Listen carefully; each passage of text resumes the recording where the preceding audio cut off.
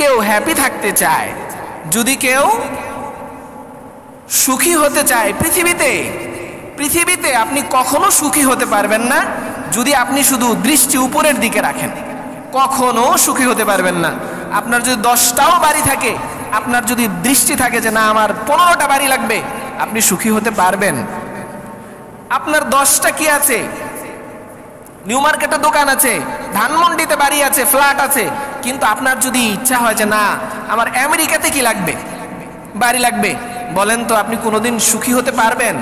আপনার আশা কখনো পূরণ হবে? আপনি ওই সম্পদ কামাই করতে করতে বুড়া হয়ে যাবেন, আপনার শখ কখনো কি হবে না, মিটবে না। যার কারণে দেখবেন যত বেশি টাকাওয়ালা তত বেশি ঘুম নাই। ঔষধ খেয়ে কি করা লাগে, ঘুমানো লাগে। আর একজন রিক্সাওয়ালাকে দেখেন, সে ওই রিক্সার মধ্যে ঠ্যাঙ্গের উপরে ঠ্যাং তুলে দিব্যি ঘুমাচ্ছে, কোনো টেনশন নেই। হ্যাঁ মামা যাবা, বলে না স্যার যাব না। তার দরকার নেই, সে যা আছে তার উপরেই সে কি খুশি, সন্তুষ্ট। যার কারণে গাছতলায় ঘুম আসছে, ওই রিক্সার মধ্যে মাথায় কি নাই, বালিশ নাই, ওই শক্ত একটা কিছু হাতের মধ্যে মাথার মধ্যে দিয়ে বাস ঘুমিয়ে পড়ছে। কেন? তার এত চাওয়া পাওয়া নাই।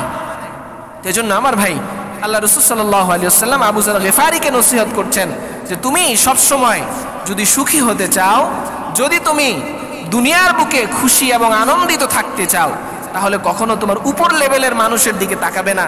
সব সময় কার দিকে তাকাবে? সব সময় দুর্বলদের দিকে তাকাবে। হযরত আবু যর গিফারী রাদিয়াল্লাহু আনহু বলেন, এরপর আমার খলিল আমাকে ওসিয়ত করছেন, ওয়া আওসানি, আমাকে ওসিয়ত করলেন, বিহুব্বিল মাসাকিন, আমি যেন মিসকিনদেরকে ভালোবাসি, গরিবদেরকে ভালোবাসি, ওয়া দুনুফি আনহুম, এবং তাদের কাছে খুব বেশি যাওয়া আসা করি, গরিবদের সাথে ওঠা বসা করি। এতে করে কি হবে? আল্লাহর নেয়ামতের কদরদানি হবে, আল্লাহর নেয়ামতের শুকর আদায় হবে। আর আমার ওঠা বসা যদি কার সাথে হয়, ধনীদের সাথে বেশি হয়, তাহলে আমার ভেতর আরো আক্ষেপ কি হবে, বেশি বাড়বে। আমার ওঠা বসা যদি কি হয়, বড় লোকদের সাথে হয়, তাহলে আমার চিন্তা চেতনার মধ্যে দুনিয়া ঢুকবে। আপনি যদি আপনার বন্ধু কি হয়, একটা পাজারোর মালিক হয়, আপনি আর আপনার বিবি যদি তাকে সাথে ঘুরতে যান, তখন বিবি বলবে দেখো তো তার কত সুন্দর কি আছে, গাড়ি আছে, তোমার কি আছে, অমুকের মোটরসাইকেল আছে, তোমার কি আছে। সুখী হবেন নাকি আরো দুঃখে জর্জরিত হতে হবে? এই জন্য ওঠা বসা করতে হবে কাদের সাথে? গরিবদের সাথে। এটা কার আদেশ? আল্লাহ রাসূল সাল্লাল্লাহু আলাইহি ওয়াসাল্লামের আদেশ।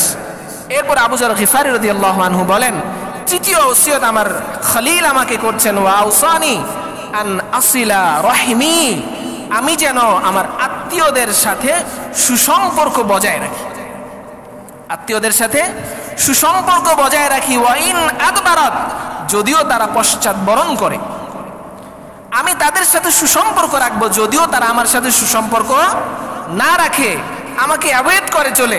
আমি তাদেরকে ফোন দিলে আমার ফোনটা কেটে দেয়, ফোন রিসিভ করে না, আমি তাদের সাথে কথা বলতে গেলে কথা বলতে চায় না, আমার থেকে দূরে দূরে থাকে।